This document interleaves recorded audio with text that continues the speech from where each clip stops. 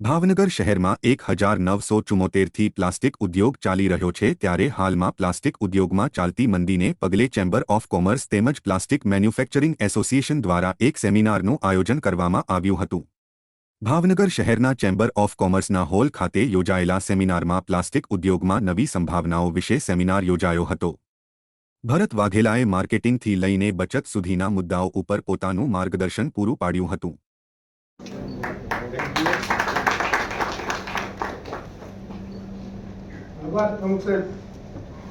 પેટની સ્ટ્રેપ બનાવે છે, ગ્લોબલ નોન વૂવન ફેબ્રિક બનાવે છે। એવી રીતે મકવાણા ફેમિલીએ આખું મલ્ટી ફિલામેન્ટનો ધંધો કર્યો। ઇવન આપણા બંને રોપ મેકિંગ મશીન ભાવનગરમાં આવ્યા। એટલે ને આ બધા ઉદ્યોગ સારી રીતે ચાલે છે, આપણી કરતાં સારી રીતે ચાલે છે। એટલે આવું કંઈક આપણે ને આપણી લાઈનમાં બીજું કાંઈક વિચારીએ તો હું ચોક્કસ માનું છું કે હજી આમાં આપણું ભવિષ્ય સારું જ છે।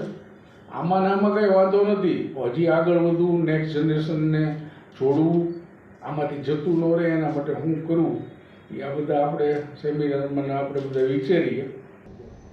અહીંયા ટાઉન હોલમાં રમેશભાઈ વોરા પ્રમુખ હતા, ડ્રીમકોએ લાઈવ પ્લાન ત્યારે જેસીબનો ફેર હતો, જેસી ભાવનગર જેસી, અને એ ખાસ રસ લઈને અહીંયા એણે એક્સ્ટ્રુડર પછી 45 mm સ્ક્રૂ ડાયામીટર વાળું નાખેલું, અને એ અહીંયા બિપિનભાઈ મહેતા અને બધા રમેશભાઈ વોરા હતા આપણામાંથી, રમેશભાઈ વોરાએ એ મશીન ખરીદ્યું।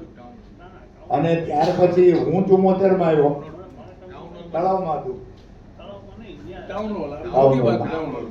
હું 74 થી આપણે પ્લાસ્ટિકમાં હું છું, પણ જ્યારે હું 74માં આવ્યો ત્યારે આપણે 17 પ્લાન્ટ હતા, 17 ઓનલી 70।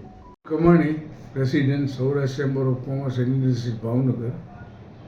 શું આજે પ્રોગ્રામ છે? પ્લાસ્ટિક ઉદ્યોગમાં અત્યારે ચાલી રહેલ મંદી અને એમાંથી બહાર નીકળવા માટેના રસ્તા અંગે ડૉક્ટર ભરતભાઈ વાઘેલાનો એક માર્ગદર્શન સેમિનાર રાખેલ છે।